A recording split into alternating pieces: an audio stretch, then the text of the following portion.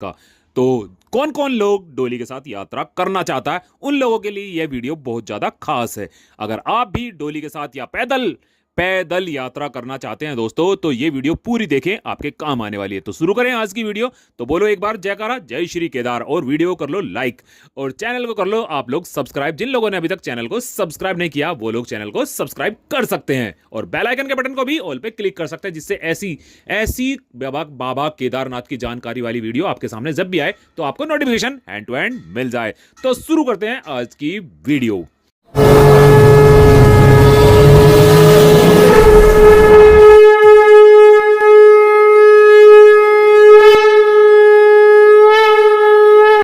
दोस्तों, बाबा की जो डोली होती है ना, सबसे पहली बात तो यह है दोस्तों कि इस बार जो हमारे केदारनाथ बाबा केदारनाथ के जो डोर ओपन होने वाले हैं वो 2 मई को होने वाले हैं सुबह 8 बजे। यानी कि 2 मई को सुबह 8 बजे आम भक्तों के लिए, सभी भक्तों के लिए कपाट खोल दिए जाएंगे। लेकिन उससे पहले डोली जाती है दोस्तों, और डोली 4 दिन में पहुंचती है धाम तक। और डोली चलती कहां से, सबसे बड़ा मुद्दा यह, सबसे बड़ी बात यह है कि डोली जब 4 दिन की पैदल यात्रा होगी तो वो चलती कहां से है। तो दोस्तों, बाबा जहां 6 महीने शीतकाल में रहते हैं ना, 6 महीने बाबा अपने धाम में रहते हैं, तो 6 महीने नीचे आ जाते हैं सर्दियों के टाइम में, तो नीचे रहते हैं। तो दोस्तों, बाबा की जो डोली चलती है ना, और जहां पर बाबा 6 महीने रहते हैं, जहां पर विधिवत पूजा चलती रहती है, वो जगह है ऊखी मठ। ऊखी मठ में दोस्तों ओमकारेश्वरनाथ महादेव मंदिर, वहां पर 6 महीने पूजा चलती है। बाबा के जो विग्रह रूप होता है, उनकी जो हम धाम से लेके आते हैं, जब कपाट बंद होते हैं तो 6 महीने यहां पर विधिवत पूजा चलती रहती है। तो इस बार 2 मई को कपाट खुलने वाले हैं, तो उससे पहले बाबा की डोली जाएगी।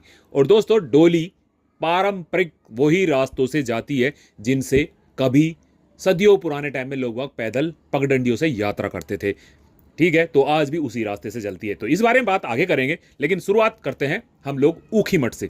ऊखी मठ ओमकारेश्वरनाथ मंदिर, तो ये उत्तराखंड में है और आपका रुद्रप्रयाग डिस्ट्रिक्ट के अंदर पड़ता है ऊखी मठ। तो ऊखी मठ से जिस दिन यात्रा स्टार्ट होगी दोस्तों, वो डेट होने वाली है 28 अप्रैल।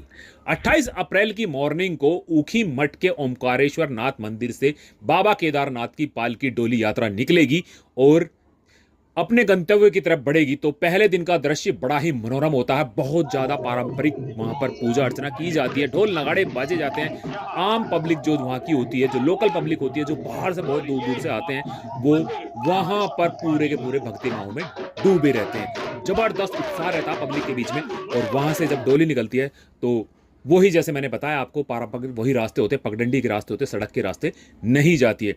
तो डोली पहले दिन चलती है और रास्ते में जबरदस्त क्राउड रहता है। रास्ते में लोग बाग पलखे बिछाए रहते हैं, फूलों से वर्षा होती रहती है जिधर को भी डोली चलती है। और रास्ते में जल पान की व्यवस्था पूरी, जो वहाँ पर ग्रामीण होते हैं, जो भी छोटे छोटे कस्बे, जो भी ग्राम पड़ते हैं, वो पूरे श्रद्धा भाव से आने वाले, डोली के साथ आने वाले जितने भक्त हैं उनकी पूरी पूरी सेवा करते हैं, जलपान की व्यवस्था करके रखते हैं। और डोली सुंदर सुंदर मनोरम जो दृश्य है ना, उन रास्तों से होती हुई आगे बढ़ती रहती है। नदी हुए, झरने हुए, उनको पार करते हुए, पुल पार करते हुए, पैदल पैदल। ये बात है दोस्तों कि सफ़र बड़ा कठिन होता है, सफ़र बड़ा कठिन होता है। कई बार डोली बहुत नीचे उतरती है, तो कई बार डोली बहुत ऊपर की तरफ पहाड़ी पे चढ़ती है। बहुत जोर पड़ता है चलते वक्त, बहुत ज़्यादा थकान होने आती है। तो आप लोग अगर मेडिकली फिट हैं तो इस यात्रा पर आ सकते हैं, ठीक है ना। अदरवाइज आप रोड बाय रोड जा सकते हैं, आप 2 व्हीलर से जा सकते हैं, आप 4 व्हीलर से जा सकते हैं, और बीच बीच में जहां आपको डोली यात्रा मिलती है आप वहां पर शामिल भी हो सकते हैं। तो पहले दिन का सफर, जब सुबह सुबह डोली ओमकारेश्वरनाथ महादेव मंदिर से निकलती है और शाम तक पहुंच जाती है गुप्त काशी। तो पहले दिन का पड़ाव रहता है गुप्त काशी, काशी विश्वनाथ मंदिर में। दोस्तों, पहले दिन का पड़ाव होता है काशी विश्वनाथ मंदिर में। डोली वहां को रात्रि विश्राम करती है। आने वाले जो साथ चलने वाले भक्त हैं वो भी वहीं पर ही विश्राम करते हैं। कुछ लोग होटल में ठहर जाते हैं, कुछ वहीं मंदिर प्रांगण में सो जाते हैं। यानी जिसको जैसी सुविधा लगती है वो उसके अकॉर्डिंग ही वहां पर अपना समय रात्रि व्यतीत कर लेता है। डोली से पहले ही जहां भी डोली जाती है वहीं पर पूरी उत्तराखंड गवर्नमेंट की तरफ से आपको भंडारा लगता है, आप उसमें प्रसाद ग्रहण कर सकते हैं और रात्रि विश्राम कहीं पर भी कर सकते हैं। अगले दिन सुबह सुबह डोली फिर दोबारा से अपने गंतव्य, अपनी मंजिल की तरफ बढ़ती है और जो काशी विश्वनाथ मंदिर है वहां से निकल के बढ़ती है फाटा की तरफ। दोस्तों, अगर इस रास्ते की बात करूं, यानी कि पैदल यात्रा का दूसरा दिन, पहले दिन हम लोग आप लोगों ने देखा कि चलिए ओमकारेश्वर मंदिर से और पहुंच गई गुप्त काशी, काशी विश्वनाथ मंदिर। दूसरे दिन की यात्रा काशी विश्वनाथ मंदिर से निकली फाटा के लिए, और इस रास्ते पे बड़े ही सुंदर सुंदर मनोरम दृश्य आते हैं। कुछ समय डोली चलती है सड़क के रास्ते और उसके बाद फिर नीचे उतर जाती है, और नीचे जैसी उतरती है तो थोड़ा सा चलने के बाद ही ग्रामीणों के द्वारा बहुत भव्य स्वागत किया जाता है, बहुत भव्य स्वागत किया जाता है, और मनोरम दृश्य देखने को आपको मिलने लगते हैं। रास्ता थोड़ा कठिन होता है क्योंकि छोटी पगडंडी के द्वारा ये अपने सफर को आगे बढ़ाती है। कभी खाई में उतरती है तो कभी ऊपर चलती है, कभी कुछ कभी तो ये, और रास्ते के जो मनोरम दृश्य होते हैं, जो हरियाली आपको देखने को मिलेगी ना दोस्तों, आपका मन अलग ही आनंद में भर जाता है। तो रास्ता, कठिन रास्ता धीरे धीरे आसान लगने लगता है।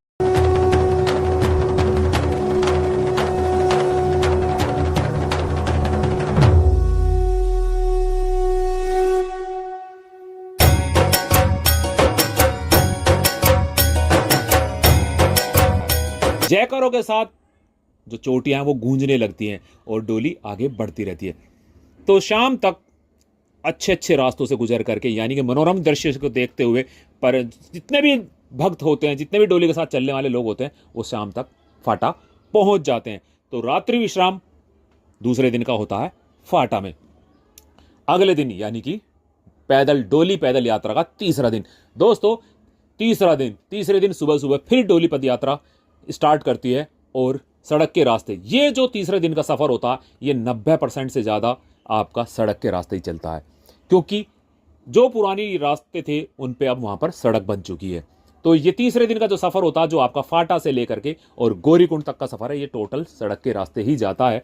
सड़क के रास्ते चलते चलते और डोली शाम तक पहुंच जाती है गौरीकुंड। गौरीकुंड में भी रात्रि विश्राम होता है। सभी लोग अपना अपना अरेंजमेंट सोने का करते हैं, और यहां पर थोड़ी सी भक्तों के लिए थोड़ी सी दिक्कत आ जाती है, क्योंकि गौरीकुंड एक बहुत बड़ा प्लेस नहीं है, तो वहां पर सोने का अरेंजमेंट आपको तलाशना करना पड़ेगा, और कुछ कॉस्टली भी पड़ जाता है। जब यात्रा स्टार्ट होती है ना, तो उस दिन आम पब्लिक ज़्यादा हो जाती है, तो इसलिए होटलों के रेट बढ़ जाते हैं। तो वहां पर आप जितनी जल्दी हो सके उतनी जल्दी अपना रूम, अपना टेंट, अपना और आपका डोरमेट्री जो भी आपको अवेलेबल मिले, जिस कॉस्ट पे भी मिले, आपको हाथ वक्त ले लेना चाहिए। अदरवाइज जितनी ज़्यादा रात होगी आप उतने ज़्यादा परेशान हो सकते हैं। तो अगले दिन सुबह सुबह जल्दी उठ करके आप गौरीकुंड में स्नान करें और डोली के साथ भवन के लिए अपनी यात्रा को स्टार्ट कर सकते हैं। तो यानी कि पैदल डोली यात्रा का 4th डे यानी कि चौथा दिन। तो जैसे मैं बता रहा हूँ, ग्रामीण जो होते हैं ना, वो अपने सड़क पे उतर जाते हैं अपने गांव से, और बैठ करके बाबा के जयकारे लगाते हैं, पूजा अर्चना करते हैं। चौथे दिन डोली जो होती है गौरीकुंड से चल करके दोपहर बाद तक पहुंच जाती है, शाम तक आपका 3-4 बजे तक पहुंच जाती है भवन पर, यानी कि केदारनाथ जो धाम है हमारा, वहां पर पहुंच जाती है। और डोली फिर वहां पर विश्राम करती है, और अगले दिन की वहां पर पूरी तैयारियां होने लगती है कपाट खुलने की। तो पूरी रात पब्लिक जो होते हैं, भक्त लोग मंदिर प्रांगण में ही रहते हैं, क्योंकि वहां पर इतने सारे प्रोग्राम होते हैं। लोग बाग हर्षोल्लास में रहते हैं, जयकारे लगाते हैं, ढोल नगाड़े बजते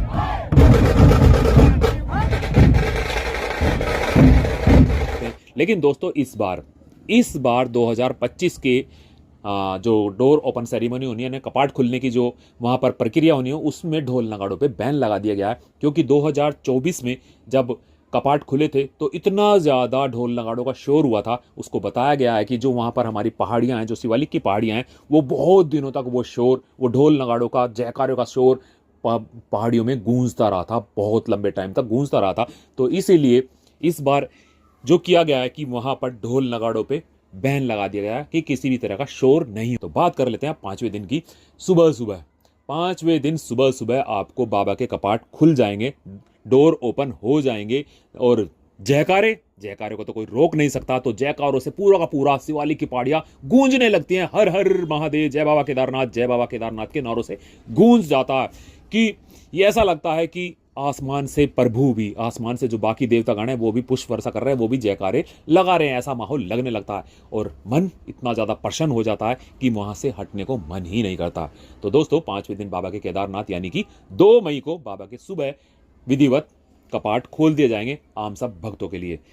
तो ये है दोस्तों आपकी डोली पालकी यात्रा। अगर आप लोग बाबा केदारनाथ की डोली के साथ आना चाहते हैं तो ये चीज़ें कुछ है कि आपको 28 तारीख की सुबह अपनी यात्रा स्टार्ट करनी होगी और 1 तारीख की रात तक आप भवन पे पहुंच जाएं, तभी आप बाबा के कपाट खुलने की जो प्रक्रिया है उसको देख सकते हैं, उसको निहार सकते हैं, बाबा के दर्शन कर सकते हैं। वैसे तो 2 तारीख से यात्रा स्टार्ट हो जाएगी, 2 तारीख से यात्रा स्टार्ट हो गए और आप कभी तक भी लेके नवंबर तक आप कभी भी दर्शन कर सकते हैं। लेकिन जो सौभाग्य डोली के साथ होता है उसको भी अगर आप लोगों ने कभी नहीं करा तो एक बार आपसे रिक्वेस्ट है कि एक बार करने की कोशिश करिए, देखिए कि कितना ज़्यादा आनंद आता है बाबा की डोली के साथ पैदल पैदल 4 दिन की यात्रा करने में।